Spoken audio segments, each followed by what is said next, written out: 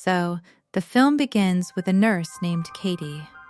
She is shown trying to administer CPR to a dying patient, but despite this, she was unable to save him.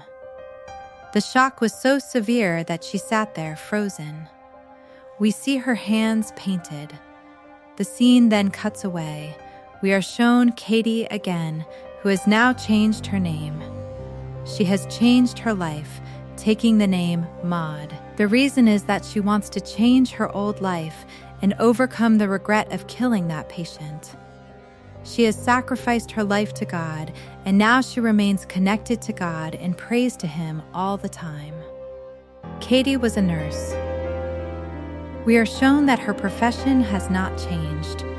She is still a nurse, but previously worked in hospitals, but now she has started private nursing. Through a company, she reaches out to people who are terminally ill and dying. She cares for them and tries to make their final moments better. Similarly, Katie has a new job, caring for a woman named Amanda. It turns out Amanda was a pop dancer and choreographer, a very famous person. But now she has terminal cancer. She was dying. That's why she came to spend her last moments in a comfortable home. When Katie comes to Amanda's house, after spending a day or two with her, she notices that despite being close to death, Amanda still does all the things no one should do. Amanda smokes cigarettes, plays the drums, and every night she invites a different partner to her house, whether it's a man or a woman. She doesn't say much to Amanda and begins to care for her. And as she observes Amanda's life, she wonders why she shouldn't make Amanda's life better. Make her a good person like herself so that her soul can go to heaven after death. While talking to Amanda, Katie learns that Amanda doesn't believe in God. She's an atheist. And that very day, Katie resolves to make Amanda believe in God. Kit explains many religious things to her and gives her numerous explanations of how God handles all these things. But Amanda wasn't interested in her talk because she didn't believe in God. Just that night, Katie notices that a friend of Amanda's has come to visit. This friend used to visit her house quite often, so Katie has become quite familiar with him. While he stayed at their house, Katie gets to go out. Kitty has dinner. She takes a walk around town and then gets another call. Amada returns home. Amada's mood worsens and she tells Kitty, "This man isn't the same anymore.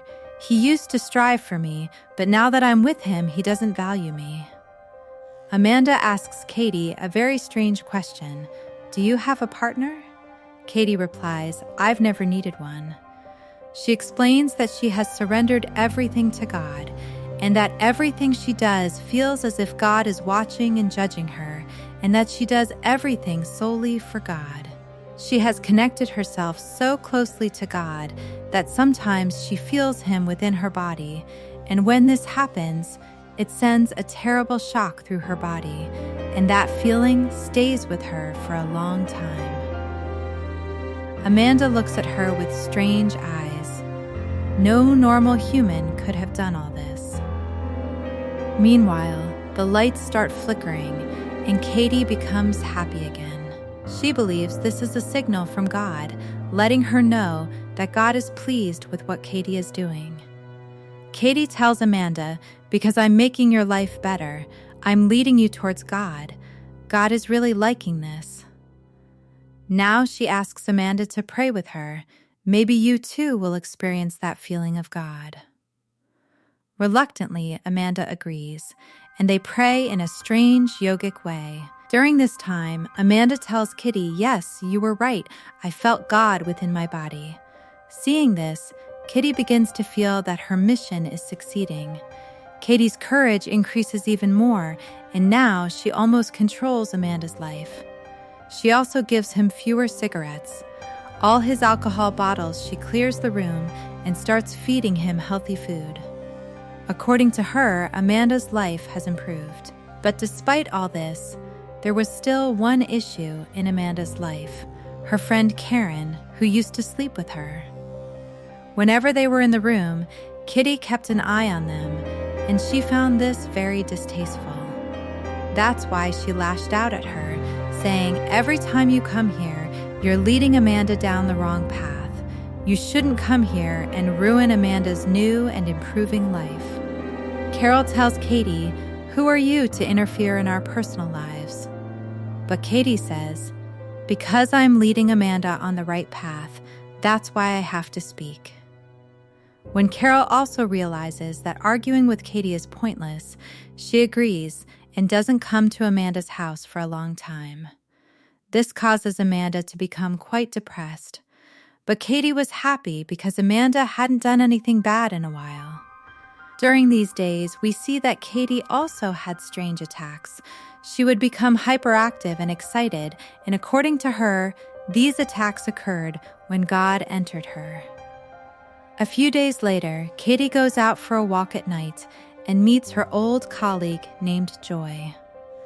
Joy is both surprised and delighted to see her, and even more surprised to learn that Katie was still working as a nurse after the hospital incident. However, she gives Katie her number and says, "You can meet me whenever you want." After all this, when Katie returns home, she finds Amanda angry with her because she learned that it was Katie who had forbidden Carol from coming home.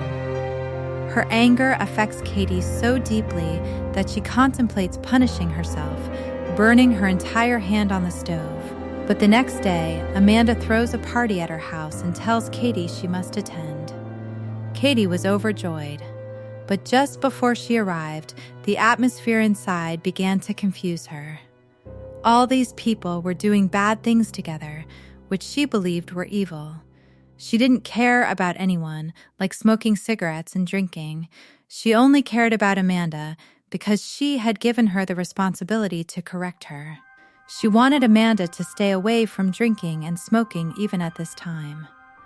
But Amanda starts mocking her. She tells all her guests, "Look, meet Katie. She's a saint, and they think she's my soul savior. She'll save my soul, take it to heaven." We learn that Katie had gifted Amanda a book the previous night, which was about God, and had signed her name on it, along with the words, "Soul Savior." Hearing this, everyone starts mocking her, some even standing up and dressing up like a child. Kitty is deeply disturbed by this and, in response to Amanda's mockery, slaps her. This drastic move not only loses her client, but also her job. She is also fired from the private company she was working for. The scene then cuts to a few days later, where we see Katie at her home. She is even more depressed than before, and we can sense that her hand is in severe pain as the one she burned herself has now become infected. As she goes to the bathroom, we see numerous strange bruises and cuts on her stomach. She began to feel that because she had failed God's mission, she had failed her mission to bring Amanda to God, God was angry with her. God had abandoned her, and in this anger, she began to do all the bad things she had once given up. She went out, smoked cigarettes, drank in a bar, and even became close to a couple of men. After which, she took another man to his house. But while she was close to this man, she felt like she shouldn't have done this. God was angry with her, and doing such things would only make him even more angry. While she was thinking about all this and talking about God, the man said to her, "Hey, I know who you are. It hasn't been that long since we were with my friend." This man was reminding her of her old life. Hearing him talk like this, Katie became even more upset. She becomes disturbed and leaves, realizing that the fault isn't the man's, but Katie's own. She gets up and returns home. Crying, she begs God for forgiveness, asking God, "Please, if you're with me, give me a sign. Have you abandoned me?" At this point, we see Katie's apartment filthy and cluttered, just like any disturbed and depressed person's. Suddenly, Katie begins to levitate, And watching this scene, it feels as if some entity is with her. Some evil entity that has been making her feel its presence, and Getty mistaking it for God. This act of flying makes Katie feel that God is with her again, and she decides to punish herself and get closer to God. She puts worms in her shoes and starts walking in them. This causes her immense pain. She was punishing herself so that Cord would forgive her after seeing her pain. While Katie was walking through the market, she discovered that a new nurse had arrived for Amanda, who was taking better care of her than Katie. Seeing Amanda, Katie remembered her mission again and wondered why she could use the other nurse to complete her mission and allay God's anger. But the new nurse couldn't understand anything Katie said, and when she told Katie about her life, Katie became jealous because she had a wonderful life. Besides being a nurse, she had a family and enjoyed every aspect of her life. Kitty returned home, and in the midst of this relief, she heard a terrifying sound. The voice said, "Complete this final test, after which you and I will become one." She believes this voice to be the voice of God and agrees to complete this final task. Upon reaching home, she dresses up as Make and begins gathering strange objects from around the house to light a fire and kill someone, such as knives, scissors, and a dagger. While she's doing this, she suddenly hears a knock on her door. We see her friend Joy arrive, telling her, "When you called me a few days ago, I was very busy. I was in a serious trouble, so I couldn't reply. Today, I came to see you. I'm worried about whether you are okay." Katie tells her, in a very strange tone, "You don't need to worry about me anymore. Will you let the whole world see that I'm completely fine now?"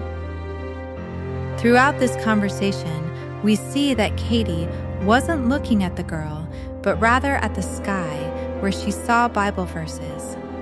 Hearing this, Joy leaves her house. Then, as night falls, Katie leaves the house again, disguised as a witch, and goes outside Amanda's house.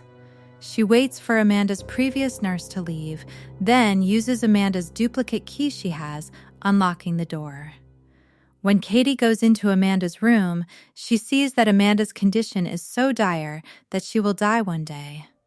Amanda awakens upon Katie's arrival, and instead of being frightened, she is delighted to see her. She tells her, "I just wanted you to come here once. I really want to apologize because I've realized what I did was very wrong. I shouldn't have treated you so rudely and insulted you so much." Hearing this, Key becomes overjoyed and tells Amanda, "Not only I, but God has forgiven you." She steps aside completely and tells Amanda that whenever someone asks for forgiveness, God immediately forgives them, and you should also ask God for forgiveness. She reminds Amanda of the time they both prayed, and she felt God within her body. Amanda shakes her head sadly and says, "I didn't feel anything like that, Katie. I staged all that drama because I wanted to spend some time with you. I understood that you were very lonely, and because of that, you had become depressed and psychotic. I was just supporting you. God and God are nothing." Katie's anger escalated as she said this. She would do anything. Here we are shown Amada's face turning strangely red. Suddenly, Amanda's eyes turn black and begin to bulge out. Her mouth also turns completely black, and the veins around her face turn blue. She takes on a demonic form, and it is revealed that an evil entity has entered her being, which is what she's saying. Seeing this, Kitty panics and, in an attempt to kill the evil entity, stabs Amanda in the neck with the scissors she's holding, killing him. Afterward, she begins to rejoice, believing she has finally killed an evil being and made God victorious. It only seemed that way, but it wasn't really the case. The twist in this story is that Katie was a lonely person. She accidentally cost a patient his life. This led to her losing her job, and to overcome this regret, she began to become closer to God, and even unwillingly, she became psychotic. She had become so deeply possessed by God that she even considered her panic attacks of depression as signs from God. And now, when she noticed that Amanda had appeared as a devil, that too was actually just a thought. She believed that anyone who did not believe in God was evil. That's why Amanda appeared to her as evil, and she killed Amanda. Anyway, after Amanda's arrival, Katie returns home and cleans herself up. There's a look of relief on her face, as if she'd accomplished a major mission. The next morning, we see wings on her waist, as Katie feels she's become an angel, about to become closer to God.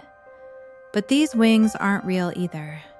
When Amanda goes out to the beach, we don't see those wings on her shoulders. This time, she's still in the same disguise as Mac. She spreads the spray on her body and then lights the lighter. We're shown Katie transforming into an angel. Light emanates from her body. She's become a proc of God, and everyone here is bowing before her. But this was all just her imagination. In reality, we're shown that she was burning at this moment, and then she dies, and this psychological horror movie ends here.